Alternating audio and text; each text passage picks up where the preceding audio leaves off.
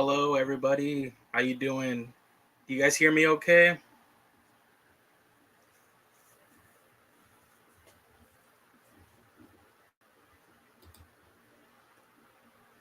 Hello, Sebastian.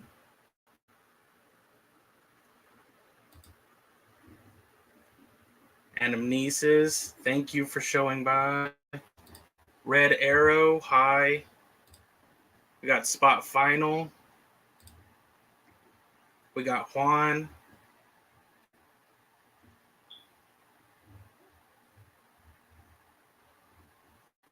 Thank you guys for showing up. So today, just a little impromptu stream, just because it's James Cameron's birthday. I thought, why not do a little stream and we can just talk some Avatar, but kind of just also just get to know you guys a little bit. So mostly kind of like an open mic, little Q&A, just anything you guys would like to comment or have any questions, just let's have a little chat. There are a few little topics. Today, I did notice one thing that I did want to bring up.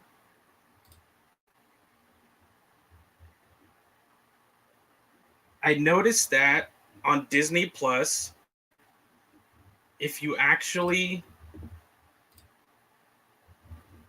type Avatar, you can see that they've actually taken Avatar off of Disney Plus today. So, hello, Brianna. Thank you so much for stopping by. I'm thinking this is mostly because, anticipating the remastered re-release next month. I don't. So they might put it back after the remaster and give us like the version, the 4K quality version that they release. But it's kind of weird that a month ahead of time they would already take it off. So maybe kind of itching you to see it again, and now you go try to see it and you can't. So I guess you got to go back to the theater if you want to watch it.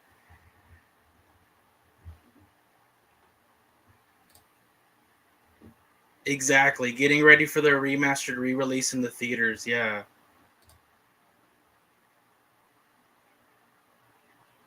Really? You watched it earlier today? Yeah, I noticed this just like I even tried it just an hour ago or so, but I noticed it earlier in the day as well.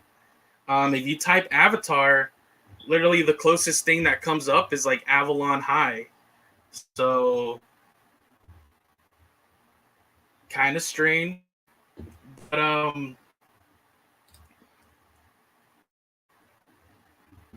yeah, so today it's James Cameron's 68th day. So I was like, let's chat Avatar. And I do have, so if you notice the thumbnail picture, James Cameron. But I do have a good friend of mine, Bailey, who's known as Becoming Navi on Instagram and TikTok. She actually, for today, for his birthday, because she does, you can commission her, you can send her a picture, and she will make you into a Navi. And it's like really good. Like she uses, Photoshop and everything. They're amazing. So today, in commemoration of his birthday, she did one for James Cameron using the picture I had on the thumbnail, and here's the result.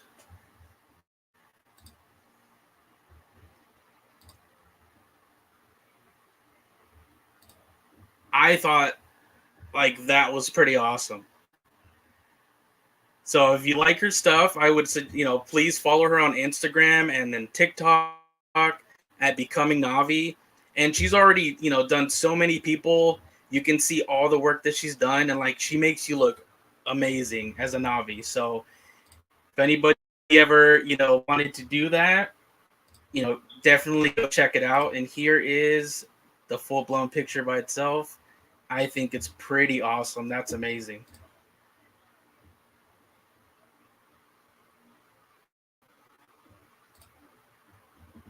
Exactly, Rihanna. That's amazing. And another fun little thing, yeah, definitely, definitely go check it out. Check her out. She's great. A cameo in the franchise. That would be great. I hope so. I hope so. That'd be awesome. An off-screen cameo in Titanic. I did not know that. Awesome.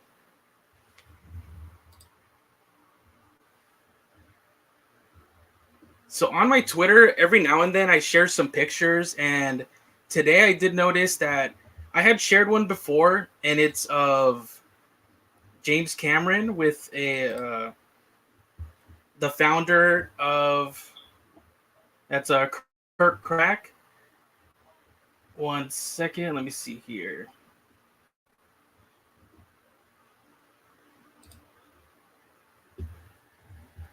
He's a founder of this free diving school. It's like a professional free diving school, and it's like the best in the business, and that's who James Cameron employed to help them, with because they had to do all this underwater work. And so I shared it on my Twitter. If you guys ever want to follow me at Discovering Pandora on Twitter or Instagram as well, but I'm more active on Twitter. The cool thing I noticed today was I noticed that the actual institute that he's the founder of, they actually,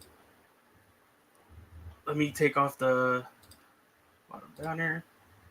They actually used the picture that I had put up on Twitter, because you can see my little watermark right there, and they even gave me a little shout out at the bottom. But this was the information I more or less shared on Twitter, is that on the set during the filming of these movies, they spent up to 12 hours a day in the water. And right here it says, and with the conservative estimate that this man, Kirk Crack, put in 5,000 plus hours in the water during production. And then they announced that the crew in general, they logged over 200,000 free dives, between everybody, the cast, the safety, the camera people, says grips and special effects technicians. So I thought that those were amazing stats. That's awesome.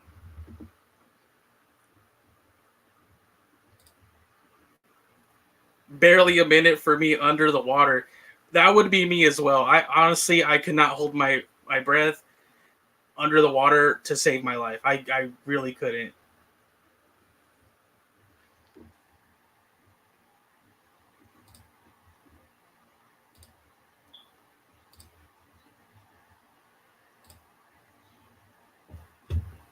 Do I really believe that he won't film the last two movies, or he's just kidding? I really hope he is, but I don't know. See, because there's even a quote a couple years ago, or honestly a few years ago now, where he had stated, "I'm not even in the movie business anymore. I'm in the avatar business." And that's obviously when everybody was like, yeah, sequel's never coming out, whatever. So it's kind of like, now that we are getting the sequel, it kind of is a weird 180 to be like, I did 2 and 3, but I might not do 4 and 5. I'm not sure yet. When he did say that he's not in the movie business anymore. He considers himself just in the avatar business. So that one, I don't know. I hope so. I hope so. I really hope so. Because thinking about it, there really is no other director that I would want to see them, execute this vision. It's so specific to James Cameron that I don't know. I don't think I would want. I mean, obviously, I would want to finish the saga, but what do you guys think? Do you Would it be weird just to have it not filmed by him? And I know the scripts are already done, so it's not like a new guy would come in and change the story or anything. And I'm sure you have specific notes from Jim, kind of like how Robert Rodriguez had with Alita. He kind of said, I didn't even really make it my movie at all. All I really did was kind of execute James's vision, just because James, he wasn't gonna have time for Alita, so he's like, my goal with this is to just execute everything he wanted to do. But I don't know if I would want that for, Avatar movies.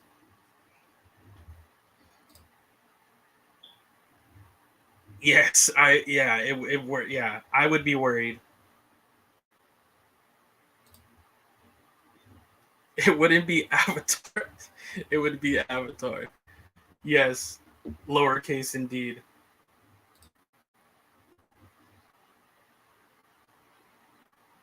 Yeah, exactly, exactly. You bring up a great point because there was even when they announced that Kate Winslet was going to join the cast, right here they say after all the nightmares they had on Abyss and Titanic, they probably spared no expense on dive training and talent this time.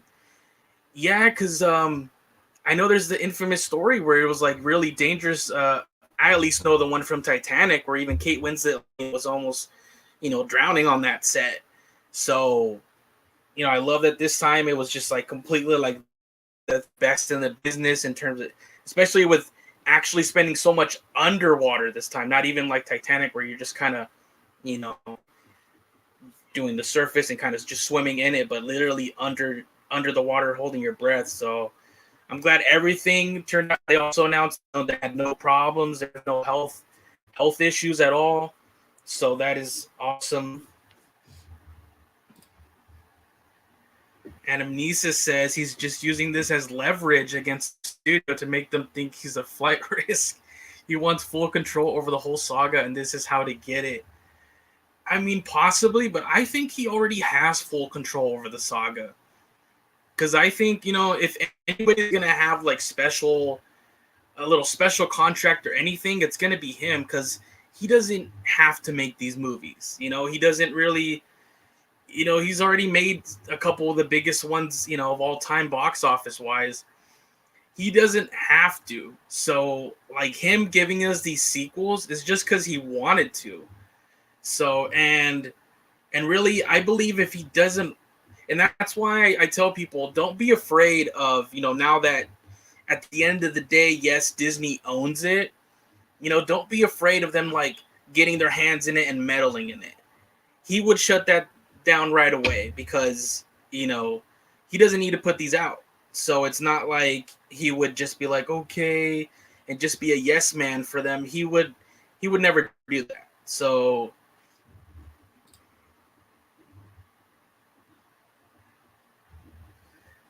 Caitlin says he wants to give the reins to other people so that he can focus on other movie projects.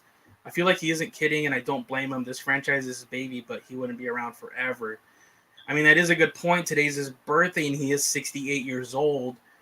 But like I said, he had that quote a few years ago, unless something changed creatively, where he said he wasn't in the movie business, just Avatar business. So like in general, his mind was just like, you know, Avatar is just what I want to do for the rest of my career, whether it's the movies or, you know, any other stories or any novels.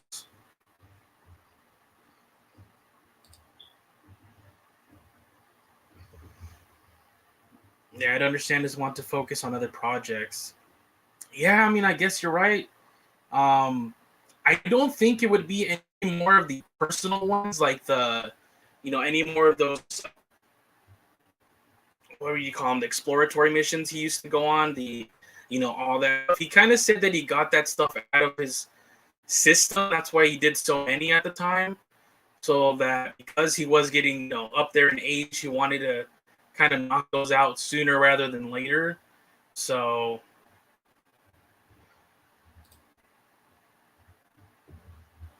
I guess so. I just don't want potential material wasted. Yeah. Uh,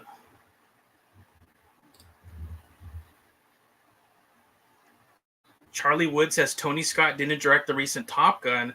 Of course, he was supposed to, but he committed suicide during pre-production. I'd be okay with Avatar 4 and 5 being directed by another talent. I mean, at the end of the day, like I said, I would take it because I would want to see, the complete picture of what they envisioned for these four sequels. It's just in my head right now. I can't really, at least right now, think of who I would can see doing it. I had said before I threw the name John Favreau into the mix. I know he did visit the set, and he's done those heavily CGI movies like The Jungle Book. the not live action but photorealistic The Lion King, where he was basically using some of the same, you know, production techniques that they used on Avatar for that. And now he's kind of like his own innovator with Mandalorian right now, so huge with their whole stagecraft technique of how to film those that he's basically like, you know, helped develop there. So he was one name I threw into the mix. Juan Gal says if it's going to be another director, it has to be one we know has a solid background with similar aspects to Cameron's talent. Exactly. That's why for me, like Jon Favreau fit that bill. I know they're very good friends. I know he visited the set, and like that, I like he's really good with movies. Like his last two are like super heavily CGI movies. The Lion King was completely photorealistic CGI, and it looked amazing. So, and you know, so he's because other directors we can think of, I don't think they have the, you know, like that, like the CGI know-how. And I know you get your CGI team, you know, you get like Weta VFX to do it, but at the end of the day, like I feel you still have to have a director that knows that through and through, like James Cameron knows, like Jon Favreau. Like I said, I can't really think of another director off the top of my head unless you guys can name one. You know, I'd be interested to see any names that you guys can come up with. Charlie Wood says I'd want Robert Rodriguez. I think he's earned it. See, right there, I'm kind of torn. Like 50%, I'd say. I guess my caveat would be like, yes, as long as you get that full kind of like, you know, direction from James Cameron, like he kind of guides it, just like he did with Alita, where Robert Rodriguez just kind of executed on what James wanted. But I don't know, like his most recent project was the Boba Fett show, and like to be honest, his episodes were some of my least favorite of that Boba Fett, you know, series. So I don't know. I'd honestly be torn on Rodriguez. Yes, yeah, exactly, Charlie Wood. He directed Alita Battle Angel for, and he actually did that for James Cameron.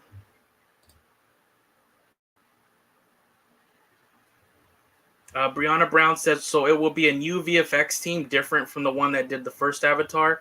No, it's gonna be the same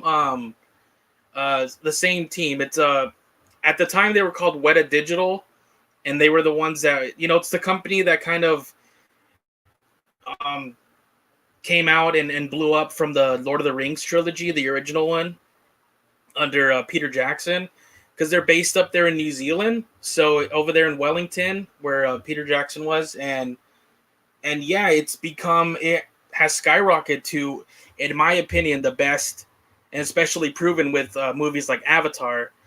To me, they're the best visual effects company out there. Like, I know for a lot of people, it's ILM. You know, the one that George Lucas started under, you know, the Lucasfilm with the Star Wars movies. ILM is another huge one that you see in like every movie. Right now, they work on like mostly every Marvel movie you see. Most of the big movies use ILM. Between like ILM and Weta, those are the top two. But for my money, it's Weta. And especially when you give them the time, you know, the time that they had on that first Avatar, uh, like look at the results. 10 years later, I mean, 10 plus years later, sorry. It looks better than most movies that we're still getting today. Like, you know, I just saw it like a month ago on Disney Plus, and even then, you know, it looked better than most of the Marvel movies. Like, I'm sorry to say, like, compared to the Doctor Strange movie we just got, because that was the last Marvel one I saw. I didn't go see Thor: Love and Thunder. I mean, it just blows those out of the water. And it kind of, to my point in the previous video I made, where I just wish movies in general, like especially these big blockbusters, just got more time. Because we're seeing the reports from, visual effects employees from these companies that like they're complaining right now for, especially to Marvel. I mean, the other ones are responsible too, but Marvel right now is the big one because they have so many movies. I mean, a year they're putting out 4 movies, and so the visual effects employees are like, they dread working on a Marvel project now because you also don't get that time, with needing to pump out 4 movies a year. That number's crazy. Like, as an Avatar fan, like, we've waited 13 years for one, like, the next movie, and in between, trust me, I was like the biggest. I was there for Avengers, Infinity War, Endgame, Civil War. Those they were my favorite movies in that time span from the first Avatar to now. The MCU was like my favorite time at the movies. I still love the MCU. For me right now, it's kind of, I'm not really into the multiverse and all this. And I know we're getting a little off topic, but yeah, for my money, Weta Digital is the number one. They just changed their name, Brianna. Now they're called Weta VFX instead of Weta Digital. But yeah, it's the same company, and just like with the first movie, they're getting all the time in the world. They've gotten to really with this movie deliver, and we can already see results in the teaser. Just the teaser. Especially just seeing the whole movie, it's just gonna blow us out of the water, and it's gonna set the bar, for my opinion, like for the next decade of that movie should strive for in digital VFX. Let's see here. Sonia Patterson says, "What about John Krasinski? Because I know he directed The Quiet Place." I mean, is he is he a great director with those movies? The Quiet Place. Those are great movies. I think they're very different. To go from something like The Quiet Place, it literally is like I don't know, like as small. I don't want to say small, like in budget, but as aside from maybe a few of the creatures, not really VFX heavy at all. It's more, it. I would say you maybe need a little bit more under your belt in terms of like movies that have heavy CGI. Um, let's see here. Let's see. For directors, my first thought is always Denis Villeneuve, but I have no idea if doing 2 Avatar films is his thing, or if he's right for it. I gotta say, Dune last year, 2021, because we get the sequel next year in 2023. That was amazing, and there you go. Like, honestly, that is would I think he would do it? Definitely not, because he's busy right now with Dune. And I would really recommend the chat if you've never seen it. There's actually a conversation on YouTube between James Cameron and Denis Villeneuve, like recently. It's where I got for one of my videos the confirmation from James that in the 4th movie, he says that on page 25 there's going to be a 6-year time jump. That's where I got it from. It was actually the conversation on YouTube between James Cameron and Denis Villeneuve, and it's fascinating if you guys want to check it out, because they talk about that on Dune being talked about from Denis' side. James loved it, and then obviously Denis as well, just being really just fascinated by how James is doing not just one but like 4, and how he was shooting them back to back, and it's just a great conversation. But no, he is and I love his style. I love his style because it still feels very grounded, like the Dune movie. Yet there's so many visual effects going on. But I love that his look in movies like Blade Runner, Arrival, it feels very grounded, but it's still very epic. The cinematography is amazing in those movies. So would I be happy if he was announced to do it? Definitely. So that's a great one. Alfonso Cuarón. I love Alfonso Cuarón. Love him. Hey, he did do a big Harry Potter movie, I believe. what is it? One of the fan favorites, Prisoner of Azkaban. I believe he did that one. So um, and obviously Gravity, which was another, shortly after Avatar, and honestly capitalizing on that one was an amazing one to see as well in 3D in the theaters. Gravity.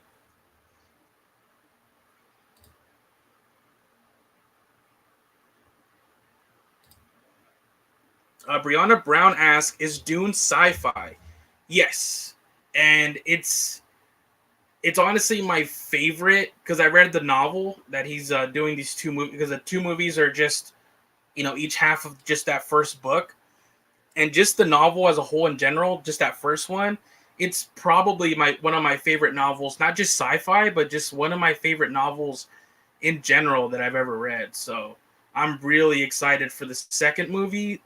Especially if you've never read it and you did like that first movie, definitely be excited for Dune 2. It's gonna be There's so much good stuff in that second movie. Anamnesia says, unrelated comment. When you think about it, Dune and Avatar are very similar stories. They really are. They really are. I believe I even saw that recently up on Instagram from I believe Albert Chess, the Avatar podcast. He put it up there, kind of like a little. He put up a little chart and kind of how like the similarities between Dune and Avatar. I mean, definitely. I mean, you got the protagonist, goes to this new alien world to him. There's an indigenous population, Navi versus over here it's the Fremen. He rises up within the rank. Yeah, it's a lot of similarities there, and it's a lot. It also is a. If you love Star Wars, it inspired a lot of Star Wars. Especially, I'm sure you saw a lot of it if you watched the Dune last year. It was heavily. I mean, Tatooine in the original movie was because of the desert planet of Arrakis from Dune. That's why you got Tatooine, and there's so many other things. The Jedi mind trick is basically the voice from Dune, and the novel did come out first in the 60s, if I'm not mistaken. But yeah, it also heavily inspired a lot, and even honestly, Game of Thrones. George R. R. Martin has stated that that's where, the idea of the different houses, he got, heavily inspired by Dune, because Dune, there's all the different houses in that movie.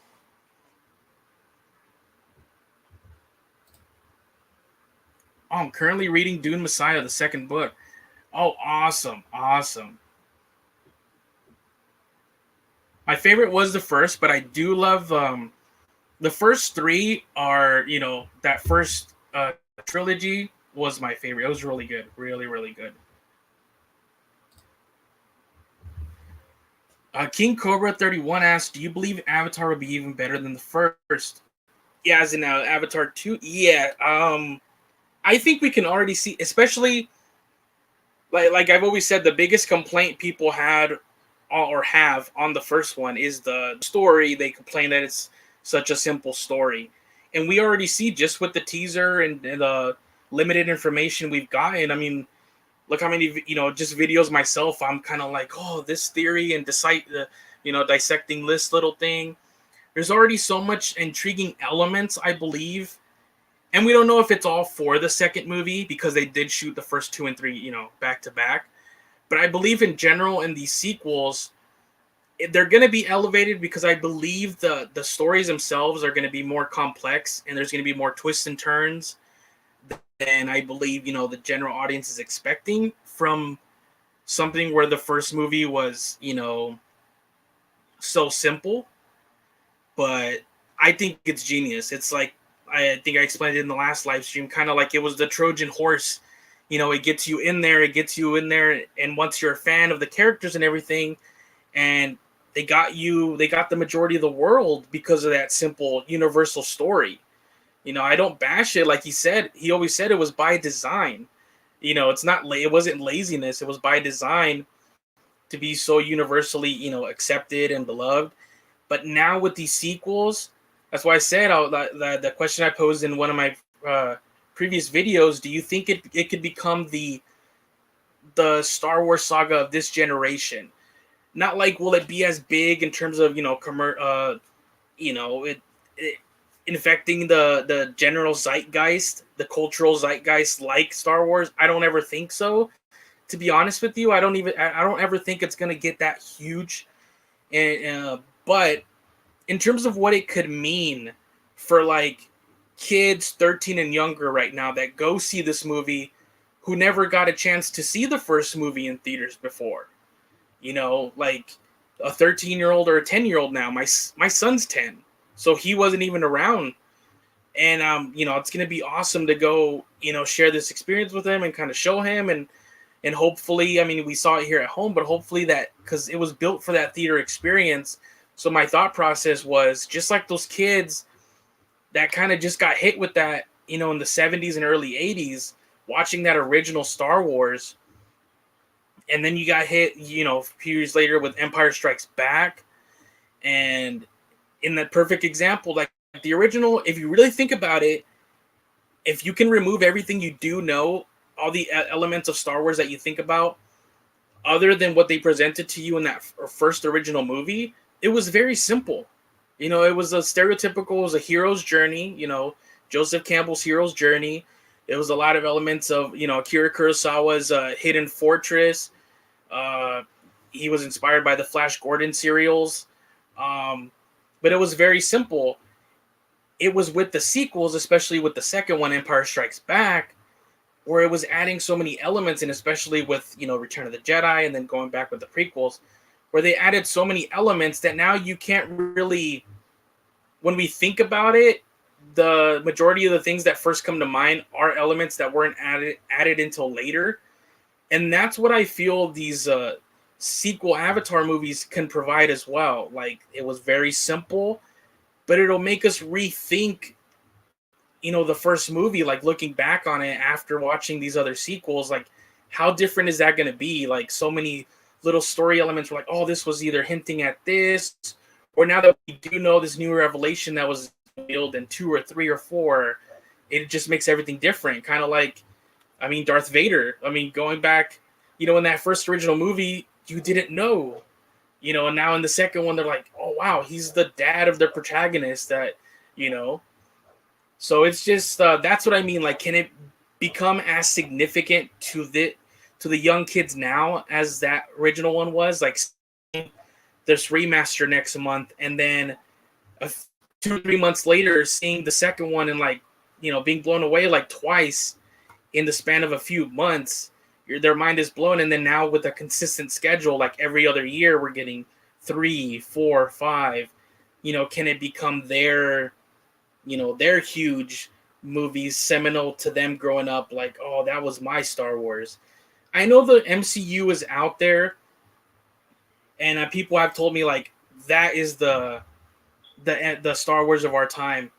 But I think that's in its own ballpark, and not in a bad way. I think it's literally in a place where I believe most other franchises are never going to get to. It was so innovative with this whole interconnected, the interconnectedness with all the movies and everything.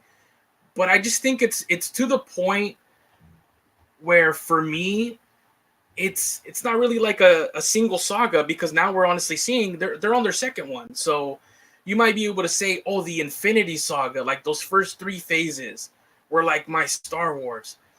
But I believe when you keep piling onto it, like if it would have ended right there with Endgame, oh, then, that easily seminal part. But we're already going to be 30 movies in by the time Avatar 2 is out. That's another further, like, almost 10 on past Endgame, or at least, another 6, 7, half dozen. And then I even did a count recently. By the time we get to 2028, Avatar 5, where at that point the Avatar franchise would be 6 movies. I mean, no, 5 movies, sorry. The MCU is going to be at 78. Because now, don't forget, with Disney Plus, they've added the shows, and the shows aren't just like throwaway. If you've seen them recently, like there's plot elements, especially from WandaVision the show on Disney Plus going into Doctor Strange, that are integral. So now they have you hooked for 8 projects a year going forward, 4 movies and 4 Disney Plus shows, 8 projects a year. That 78, like, I believe that they could be like, yeah, Infinity Saga was amazing, but I don't think a kid maybe like 20 years from now is gonna there's gonna be so many other ones that it's gonna be hard to even dig down back to Infinity Saga. It's, that's what I said. It's its own other thing, and hey, it's the most successful franchise of all time. I don't believe anybody's ever gonna beat it in terms of like box office. But yeah, let's see here. One of my favorite Cameron quotes was about how he approaches sequels. You have to play the audience's expectations, but you also have to play against their expectations. Exactly. And I feel like that's what that's what, at least from what we've seen in the teaser, even just the second one's gonna give us. The teaser itself has already given us so many things that we're familiar with, that we wanted to see from that first movie, but it's already presented so many elements and little mysteries and things that are going to play against our expectations. I mean, we're dissecting every little thing, but if you can imagine, as a general audience that maybe doesn't keep up as much as we do, they're going to, be caught by surprise with so many of these elements that you're right. Like that is a great, Charlie Wood says, I don't think it's fair to say that Avatar 1 isn't complex. I think there's a lot of complexity to those characters. I think people like convoluted. Marvel is convoluted, but it's not complex. No, yeah. I only kind of state how I think just I don't even know what to say, the general person, or just because they're just looking very, like, they're just seeing, if you look at it very, very surface level, it could seem simple. But there is a lot of complexity once you start digging through those layers. I just think with these sequels, he might even kind of bubble up some complexity even to the surface level, which is going to be great. So I'm really excited to see that. Sonia Patterson says, I have a question. Do you think Lego is going to make a Lego Avatar game? I would love that.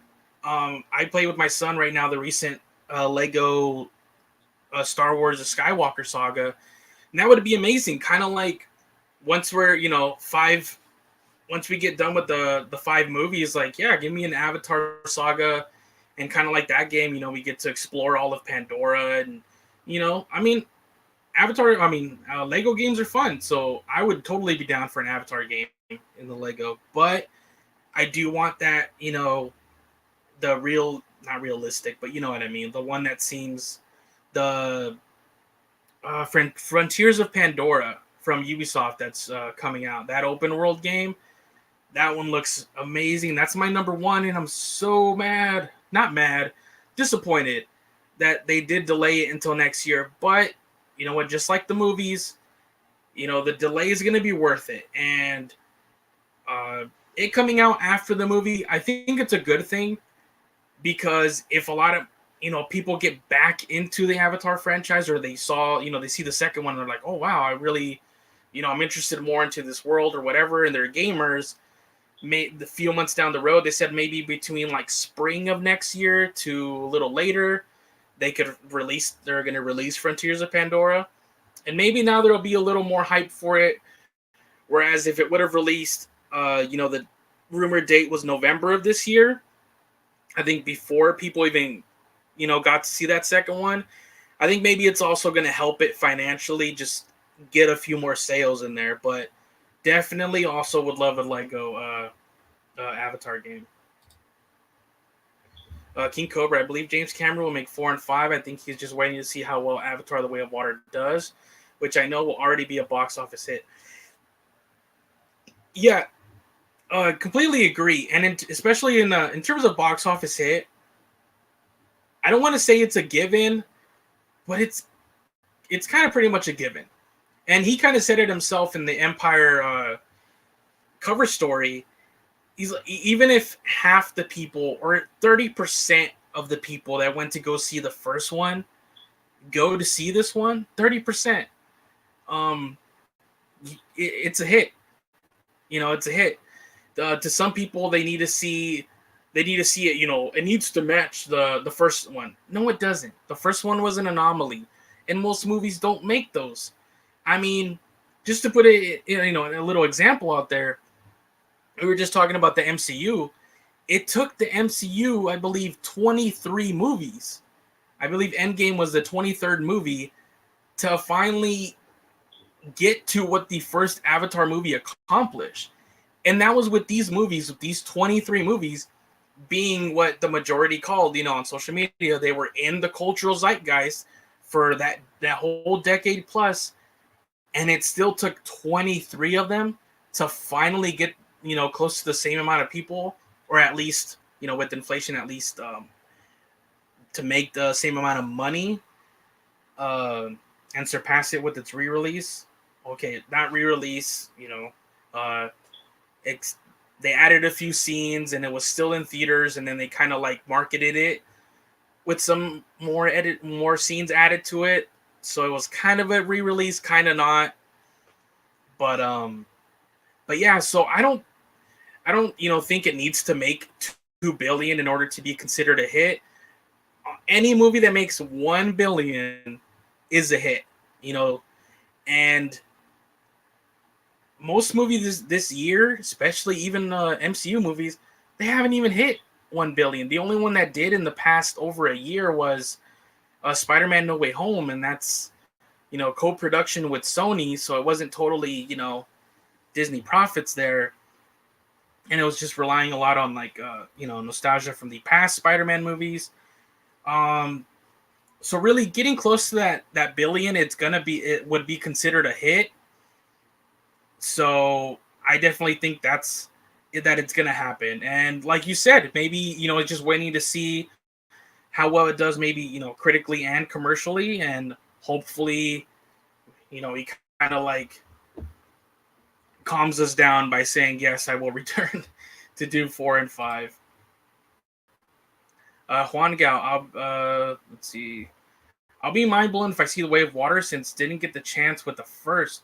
Oh, you didn't get a chance to see the first one in theaters? Well, definitely go next month. And like I gotta tell you, like it still remains to this day. And back then I saw it in IMAX 3D. It still remains like my favorite theater experience, like that I've ever had. Like it was that incredible seeing it like on that huge screen, IMAX 3D. Now my format of choice is Dolby Cinema. I don't know if any of you have seen movies in the Dolby Cinema format. It gives you that 4K, Dolby Vision. So it's basically the best video presentation. And then with Dolby having that Dolby Atmos, where it's you hear everything even above you and everything, the 360 sound all around. It gives you the best audio, and then they add what they call transducers into the seats, which the seats are like fully reclinable, super plush, they're super comfortable. But they add transducers in there so that when you get those big bass sounds, your seat even rattles a little bit. It's incredible. So I can't wait to see, and that's actually the company that James is working with right now in order to deliver the best version of the movie, especially when it comes to 3D, because they're talking about with James of adding, they're the ones that are agreeing to add more lights in there for the screen and all that even IMAX doesn't have the amount of lights that he feels are required to give you that amazing 3D experience. But yeah, definitely go check out the first one in theaters next month, and then especially in the live stream or even in a future video, like please let us know like what you thought, because I'm like super curious for anybody that didn't get to see it like that in the theaters. I would really love to know.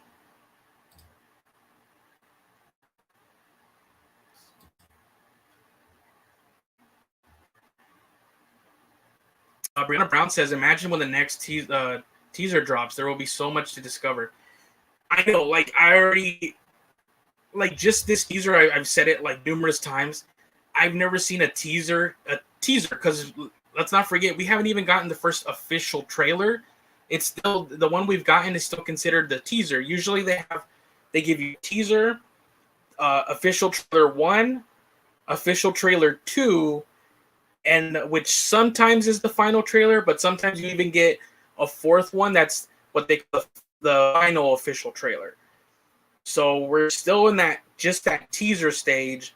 Hopefully next month during D23 we get that first official trailer, which should give us more. It's the first one that starts to give you more of a sense of the story as well. That's usually how it goes. First teasers, very minimal, just kind of like a vibe, kind of like the mood. And then usually with the official trailers, that's where you really get more of the story. Charlie Wood says, I could see Lego Avatar coming out before the saga is complete. As for Frontiers, I just want it to be a good game. I generally like to keep my gaming and moving separate.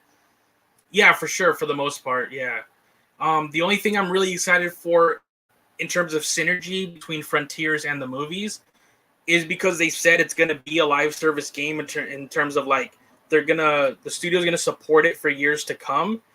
And you gotta, my hope is like to have that synergy there with the movie. So as like you see a new movie, for example, like if it would have come out in November right now, you just get rainforest stuff, just the kind of stuff we saw from the first movie.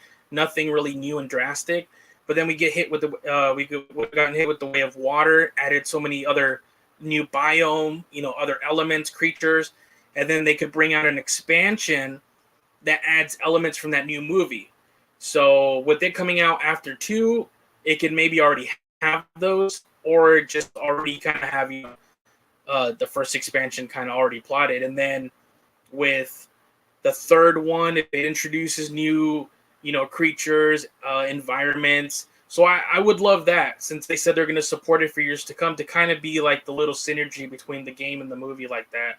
I think it would keep us entertained, and especially like the year in between the movies, kind of keep us like, hey, if we want to return to Pandora, here's like a super, amazing take on it where we can just explore to our heart's content, and hopefully, with expansions like it using and elements that we see in the new movies. So I think that'd be really cool. Brianna Brown says, I don't know if Remastered will be available in my country. Let's see here. I live in Jamaica, so I don't know. I'm not 100% with you on that. I would have to check. I really hope so, because they did say there is going to be a worldwide distribution for the remaster. So, and I'm sure they're saving so many of these details for D23, because I know they should also kind of give us like a little, maybe a trailer, a 4K trailer, to kind of give us a look at what it's going to kind of look like, the improvements they made to it. And hopefully like that, a lot of details on distribution, when certain countries should expect the remaster. So hopefully all that information coming soon, Brianna.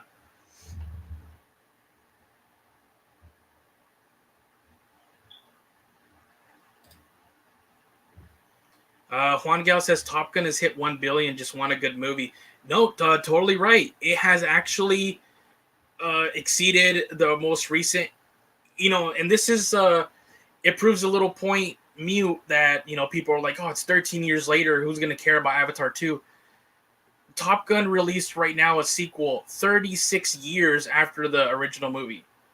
So it's just like, as long as you deliver a great movie, it really, time doesn't matter. You can sit down there, and as soon as that sequel starts, however many years later it was, a great movie will have you either, probably feel like no time has passed at all, and some like this one, they kind of take it in there. Like, I love the movies that kind of use the time, like the time in the movies or the time it has taken out of the movie to actually come out for like a sequel or something is the time that has actually transpired in the story. I think this one you did it really well. I know the Avatar 2 is going to use that really well. It's been 13 years.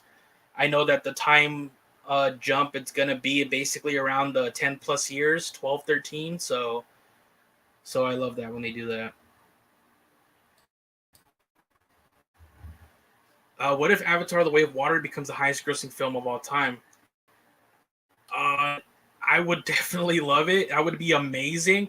I think my only thing right now is like I'm trying not to jinx it. So I'm trying not to proclaim like it is or it isn't. But I would really love it. I would really with the first one. I'll admit with the first movie, I've said it before. It was like the first one I ever obsessed over.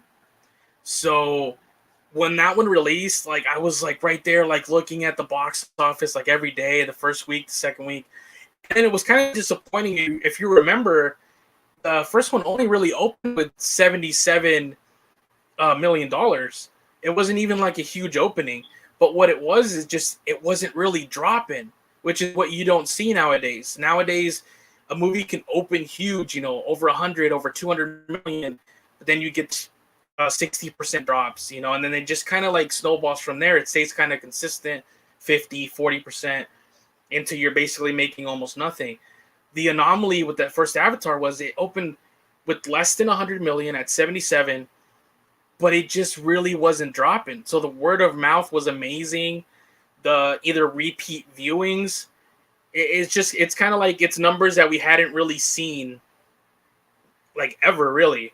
So it just stayed on. So it wasn't huge numbers, but for the amount of time it was in theaters to just consistently stay like in the same range, hardly dropping, that's what got it to be, that huge.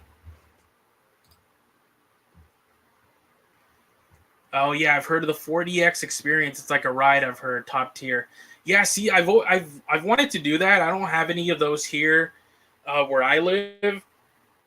Um, but yeah, one day I want to try one of those. But yeah, I've heard that too. It's kind of like a ride. That one would be awesome.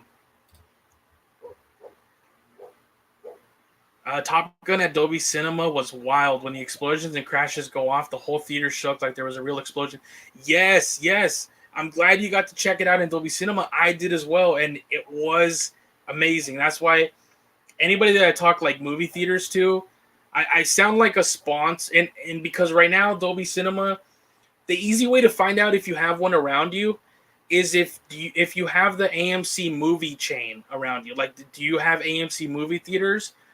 That's how you can determine if you have a Dolby Cinema. Not every theater does, but that's the chain that does carry it. So then from there, if you do have some around you, kind of look at their show times and see if they offer that auditorium, because it's there's only a select few in the entire United States. I don't know about other countries. I think it's only a United States thing right now. Oh no, there is some in there's some in Japan and China. So, but yeah, so I would highly recommend here in the US, if you have AMC, try to find one. It's only like a couple dollars more than your normal thing, but definitely. And another thing I'm going to recommend, like I said, I'm going to sound like a sponsor. If you have AMC, what I have right now, and I've had it for the last couple years, it's $20 a month. You pay to become part of the A list at the AMC movie theaters. And they are by far like the best ones I've ever gone to. It's super comfortable. You get reclining seats in every auditorium, except IMAX, because IMAX, they kind of, it's its own kind of theater auditorium. So you're still kind of in stadium seating with IMAX, which is really why I was saying that I really can't go back to it. Like, I love the huge screen and everything, but it also has very bad angles. If you're not in the right, angle in an IMAX, it's almost like your ticket was a waste. You can be too close, you can be too far, you can be too much to the side. The image doesn't look right anymore. With every other auditorium in AMC, and especially Dolby Cinema, you don't got that problem. And being part of the A-list, the great thing about this one, like I said, not sponsored, but it's just a super great deal. So I love telling everybody. They have, for $20 a month, you can see 3 movies a week. That's 12 movies in a month, and it resets every Friday. So you can get your 3 in on by Thursday, and then on Friday you have your other 3 available, and it can be the same movie. So that's definitely what I'm gonna do. I'm gonna go see Avatar: The Way of Water every single weekend that it's out. I already made plans, and guess what? And then in 1 month, 4 times of seeing it, it's only gonna cost me $20. If it rolls into the next month, then it costs me $40 put together. And how much is a ticket for one Dolby Cinema or one, in some of these states, it's like almost $20. I believe it's like $17 to go see a Dolby Cinema movie one time. For $3 more, you can see 12 movies. I just wanted to put that out there. If you guys, want to look to see if you have an AMC theater around you, I'd really recommend it because that's the way I'm going to see the remastered like multiple times in the theater and The Way of Water. And I use it specifically because there's a lot of smaller movies that in the past I always would have loved to have seen in the theater, not just at home. But you kind of look at some movies that are coming out and you're like, yeah, this one I can wait for streaming. But if you had something like this where, spending $20, I mean, you're almost spending that just on like Netflix or something. So it's basically like a streaming service cost, but it's for movie theater experiences to see up to 3 movies a week. And I have used it to go see a lot of little indie movies that, some turned out great, some turned out bad, but didn't matter. At the end of the day, in the whole month, I only spent $20, and I'm not made of money. So for me, a great deal is a great deal. All right, so let's continue here.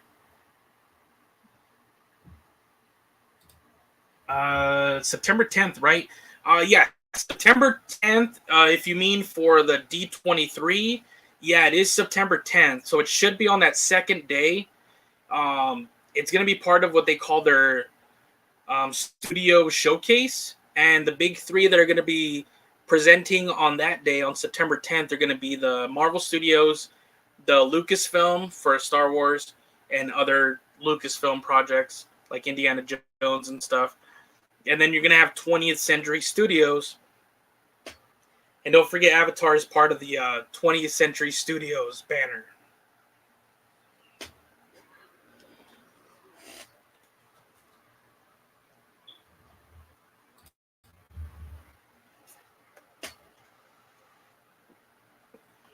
Brianna Brown asks, when will the sticker book come out?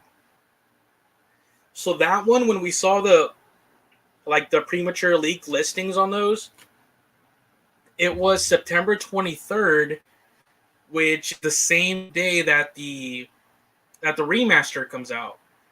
That's why I was like, okay, what they could announce at D23 and what they're probably going to do, they've done this, like I stated in my video, with the recent Star Wars movies when those were coming out a few years ago. They would do what they called like Force Friday. So it was like they just for the merchandise, they gave you like a date to be excited for. They were like, this day, all the merchandise, or not all, but the first wave of merchandise for like, this next Star Wars movie is gonna drop. So, it got people excited. You had fans lined up outside of Targets and Walmarts.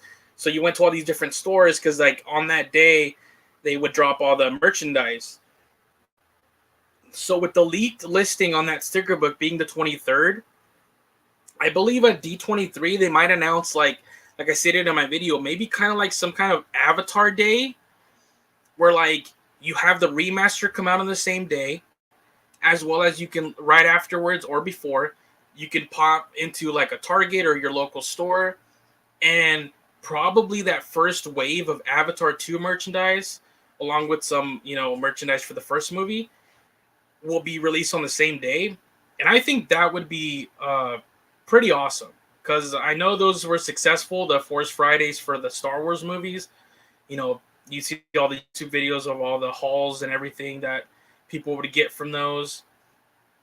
So we'll be on the lookout to see if they announce something like that. But yeah, the date was September 23rd.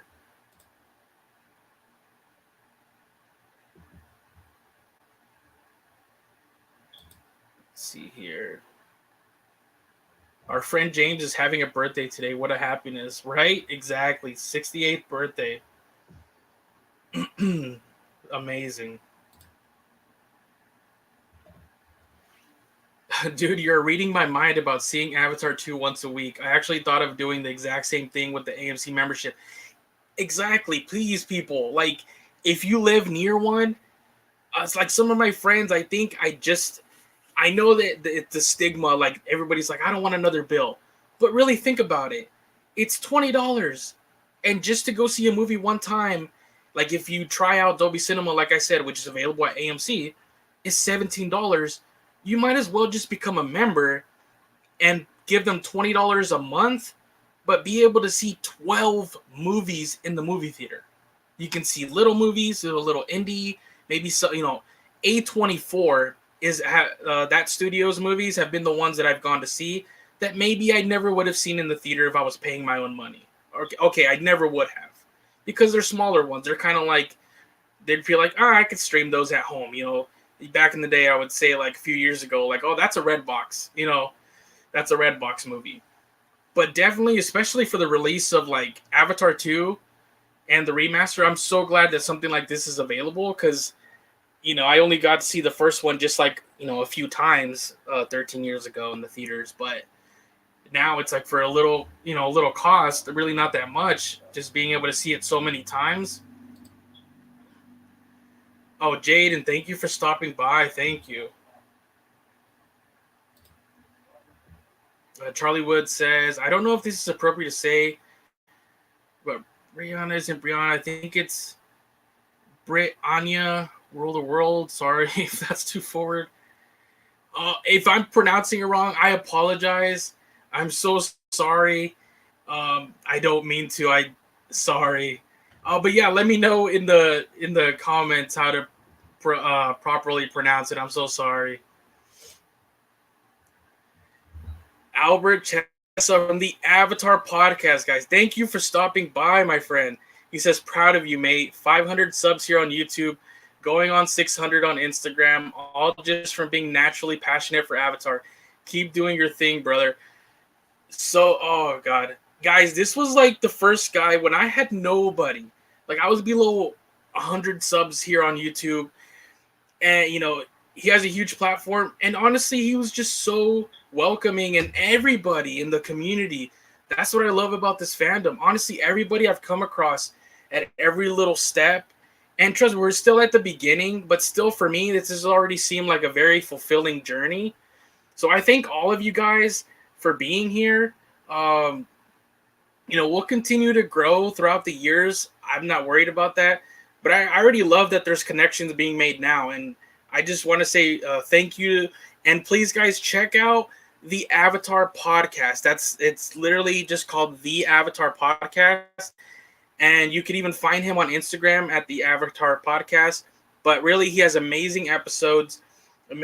So please check him out. And thank you, Albert, for stopping by. It means a lot, man. Thank you. Charlie Wood says, thanks for hosting this channel. Hey, oh, man. Thank you guys so much for just, welcoming me into the community. I just wanted a little avenue where I could, talk Avatar with people, because I really don't have a circle of friends that are like, heavily into Avatar. And so for me, it's just, I love having this avenue of being able to put it out there and sharing news and, discussing theories with you guys and everything. So trust me, the pleasure's all mine. Thank you guys for spending time out of your day just to sit here and chat with me. Juan Gal says, I've listened to the podcast. Yeah, it's great. I love it. He goes so deep into it's not just surface level, and I love that. I love that, somebody else mentioning just a little bit earlier, there is a lot of complexity to this, it's just most people just look at it with the surface level. And hey, even on the surface level, I love it. I'm not afraid to admit that even surface level, I love it.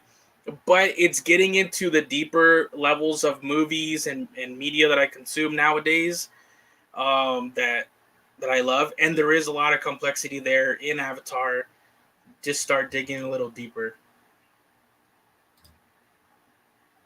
I love all your videos. Thank you so much. And you have been there like from the beginning, always commenting, always one of the first people to comment on all the videos. So I just want to say I appreciate you so much, and thank you for like stopping by and then sticking around and enjoying all the videos. Thank you so much. Juan, have you ever heard of the channel Avatar Theory? I think he has 6K subs. Should do collab. I've heard about him. And amazing. Like, I'm so glad he popped off like that, because he also, I believe, just in May started as well. So I'm so happy that there are Avatar channels out there that are that big. Avatar guy has like 5,000 subs, and Avatar Theory 6,000. It's incredible, and it just goes to show that the community is out there, and I'm glad that more of us are now kind of giving you guys different options that weren't there before, and I'm sure more will come up, and the more the merrier. And I hope success for everybody, and I'm happy for his a collab. I would be down to collab with anybody. Yeah, I've never turned out any collab. Talking Avatar with no matter with who, it's amazing. My mom and I watch your videos, and we come up with many theories. Oh, that's so good to hear. That's awesome. I'm glad you both watch the videos. That's awesome. And yeah, post more of your theories in the comments. I'd love to hear them put in all the videos. Like, yeah, uh, I'd love to hear more of your guys' own theories. There's already been a lot that have been great ones in there in the videos, but yeah, keep them coming. Like, this is the fun time, but just let's differentiate, speculation with expectation, because that's the thing where just don't go into the movie feeling like it needs to tick certain boxes that we maybe have theorized beforehand or anything. I like to walk into the movies just like leave everything that we've theorized or anything at the movie door entrance. Just leave it there at the theater entrance, and then just enjoy what they actually present you, and or just enjoy it there at the theater, and you could always have your thoughts afterwards. But yeah, let's just we'll speculate, but not expect that any of this needs to happen in order for it to be good. That's the only thing I always tell people. It's just like, really don't get to that point. Charlie Wood, Savako Road to Avatar is the name of the Avatar podcast here on YouTube, if we're talking the same podcast. No, that's actually my that's Sean. I had him on the last live stream. It's two different podcasts. So Sean has the Savako Road to Avatar, and that he just started this year, a few months ago as well. And then Albert has, it literally is just called the Avatar Podcast, and it's on every podcast platform, and he actually has it on YouTube as well. So both of them have YouTube channels as well, where they're uploading their podcast episodes. But yeah, it's two different ones, and they're both great. Love both of them. The Savako Road to Avatar, he kind of deviates from the Avatar just in general, because he kind of goes more like James Cameron in general. He's had episodes where he talks about the Terminator, and he delves into all the different the filmography and everything. So it's really interesting as well. Now, one thing I'm curious, probably off, but if Navi burned their tail, are they no longer connected to Awa? I believe so. I believe either it. Uh, yeah, because that is the only. It's the only way they really connect to, the Tree of Souls, as well as it was mostly the is it the Tree of Voices?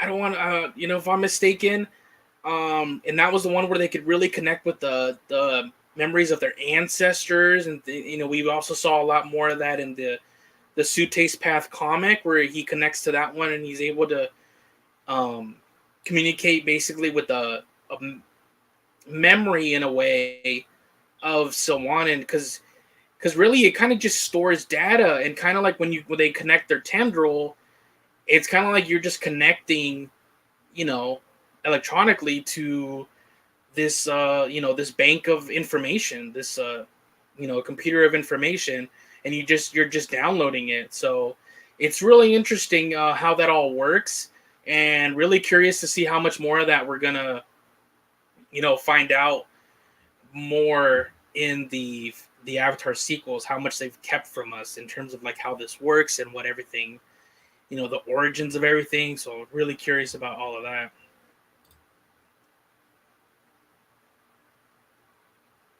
I'll collab with you if you want to live stream again. Hey, I hope so. I hope so in future live streams. Hopefully, I could maybe even have some of you guys join me. Sorry, in future live streams. That'd be awesome.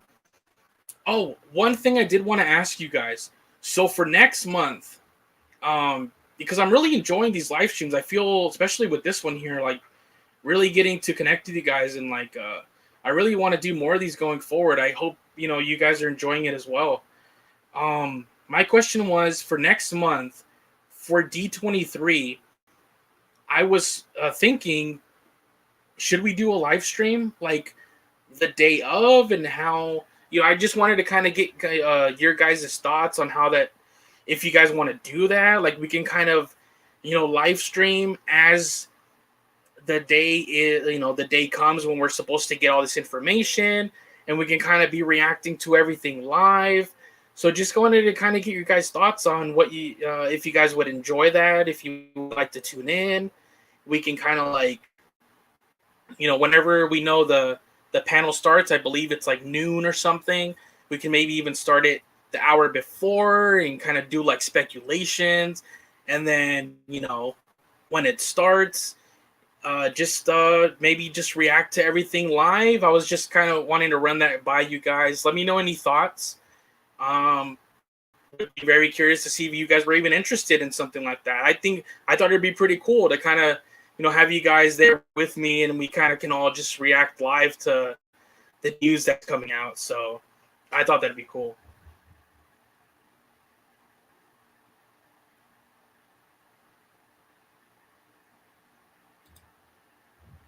So Patterson, I know one question: are movie theaters open on New Year's Eve? Yes, I believe. Yeah, I believe they're open every day, if I'm not mistaken. I'm trying to think about Christmas, but it's huge for Christmas because I know it's one of the only things. Because I know a lot of stuff closes on Christmas Day, not really like Christmas Eve, but Christmas Day. But it's one of the few things that is open, so that's why it's such a big like. It's kind of crazy that not until Avatar, and then really, these recent Star Wars movies, did Hollywood in general really, realize like, oh wow, we're missing a lot of box office potential. We're leaving a lot of money on the table, like not using the month of December. Everybody was avoiding it, but now it's like, hey, kids are on vacation as well, just like in the summer. Christmas Day, it's one of the only things that is open. So yeah, that's why it's gonna be very lucrative, I believe. Charlie Wood, I'd be down for a D23 Avatar live stream. Awesome, awesome, good to hear. So yeah, I'll try to narrow that down and how we can get that working, like what we do. But I definitely would want to do that because I think that sounds fun. Like that would be awesome to kind of like with all you guys that want to join in. Kind of just it's gonna be a huge weekend. This is the last drought. Like let's kind of like think about that. Like of all the droughts we've had, this month of August is the last one.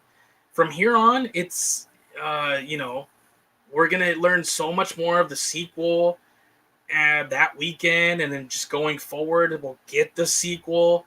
So there might be droughts between like a second movie and a third movie. There might be some slow months there, but we've had that second movie. You know, something that we didn't have for like the last 13 years. We'll have another movie, you know, in general, even if we're low on news for like the next one, Avatar 3. I'll just still be super grateful that we even have a second one. Um, Albert, yeah, man, what's the program you're using for this? It's great. D23 Discovering Pandora stream would be awesome. Live reacting to it all. Yeah, I definitely agree. Oh, and I'm using StreamYard right now. If that's what you're asking about. My other friend, he's the one that put me onto it. Another guy that I just want to give a huge shout out. He's maybe not watching right now, but in the future, if he ever does, and I'm sure a lot of you guys follow him as well. It's Drinking in Pandora, Jay from Drinking in Pandora. Great channel. I love his channel. And yeah, he's been another one that has just been so welcoming, and we've become really good friends. So yeah, it's been great. Like Albert, Jay from Drinking in Pandora, John from Sabako Road to Avatar. They're pretty much the three that I have communicated with. And honestly, like, I consider all of them my friends, so I'm like really grateful. It's been really great. But yeah, Jay turned me on to StreamYard, so that's what I'm using right now, and I love it. I'd rather watch it live and comment afterwards personally. Oh yeah, no, yeah, totally cool, totally cool. Yeah, that weekend, even if you don't want to catch like a live stream or something, if I do one, uh, I will have tons of videos, that weekend, like just general, normal videos. So, hopefully whenever you digest it, stop on by for those and leave me any of your comments and what you thought, because I'd really love to know like what you guys think of it. So, yeah, if you don't catch a live stream, just let me know in any of the videos from that weekend, because I'll be like super busy that weekend. The day before it comes out would be cool, or week before, because people tend to spoil and upload. Yeah.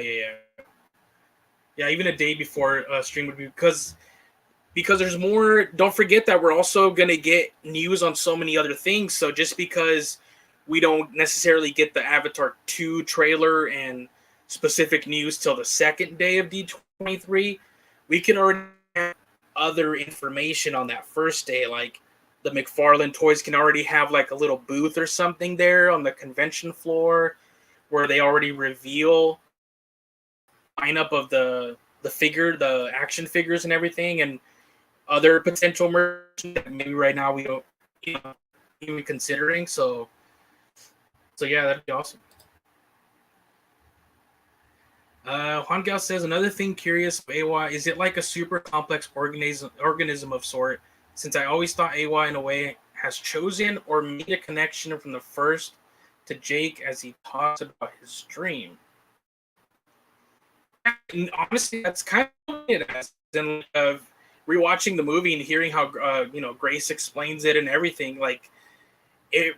That's why I'm super fascinated to see where they go, because I don't think we've scratched all, like, learned everything there is to know about AWA in general. Don't forget, one of the last sequel movies is The Quest for AWA.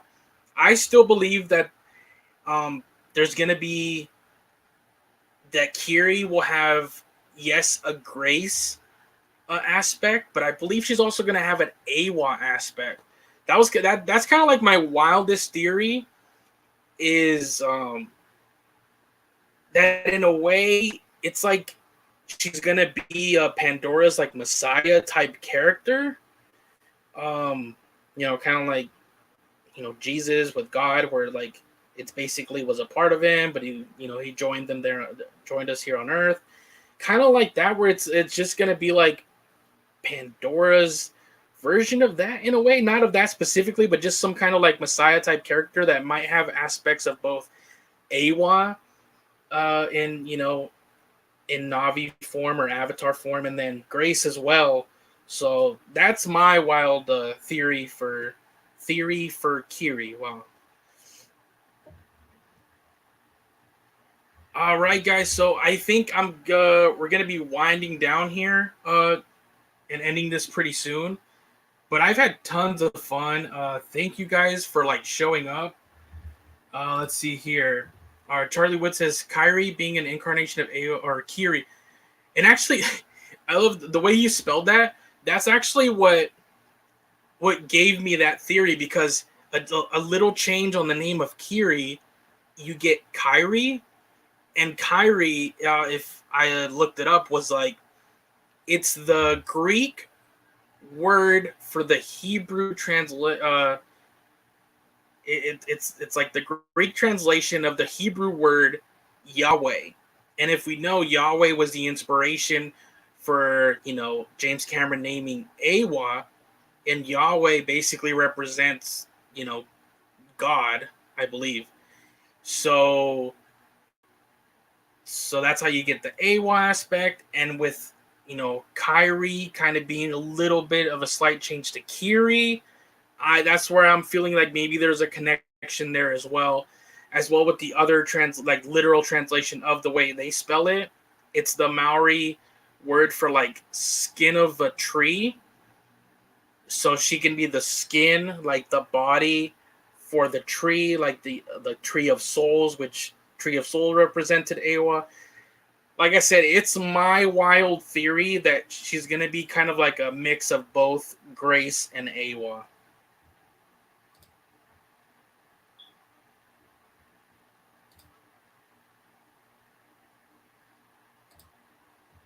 Oops, Kiri, a happy accident. Yeah, because it kind of got to the point I was trying to make with that word.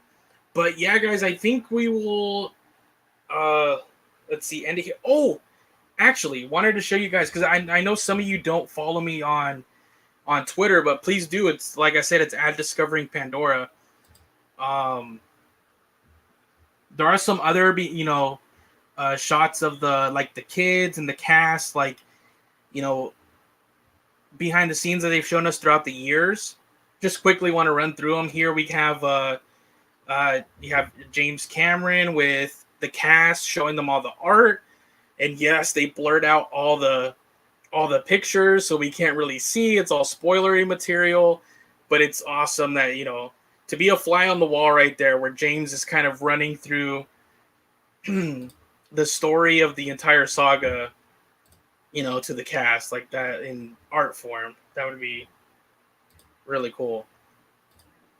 And then here we have our actor that plays Spider, Jack Champion, kind of like it's the photo they took in 2017 when he was cast for the role, and then what he looked like when he completed his material on the sequels 2 and 3. And here's the whole cast of kids in general. You got the next generation of Avatar. So you got Spider. Here's their youngest daughter right there. That's it's going to be the 7-year-old Tuktiri at the time of the movie. You have Soraya. That's going to be from the Metakaina clan. You have Netayam there. He's going to be the eldest son, or from Neytiri and Jake. You have Loak right next to him. That's the one that's going to have that Tolkien friend, Payakan. You have Aonung and Rotsko. Those two are also going to be from the Metkaina tribe as well.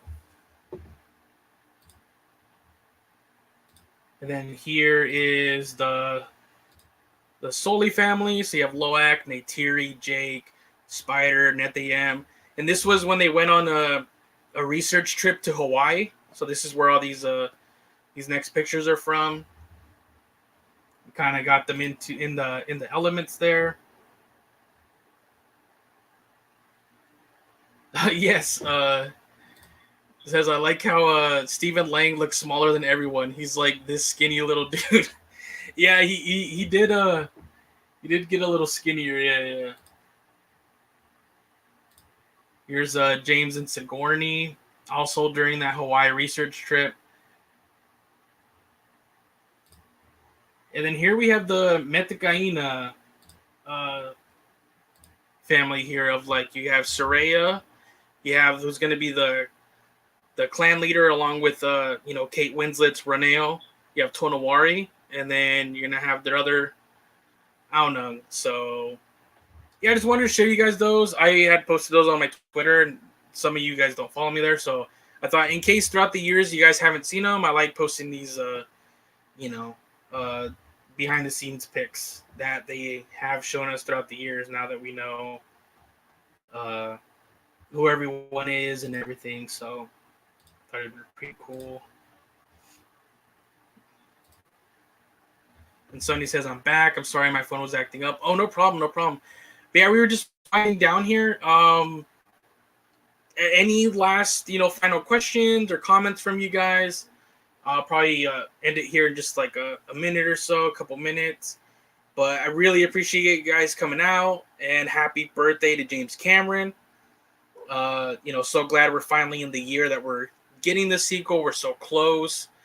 And next month we finally see more footage, so it's just really exciting, and just glad you guys showed up. I know there's not a ton of news right now. It's the slowest month, but I really appreciate you guys still coming out, and at least like this, I love being able to talk with you guys and getting to know you guys a little bit, and hopefully you got to know me more than just because I feel like in just like the scripted videos, you guys maybe don't really get a sense of my personality or something. So yeah, I love more like a free flowing conversation between us. So yeah. All right. So no final thoughts or questions. Praying for everything to go well, but yes, it's been pretty slow.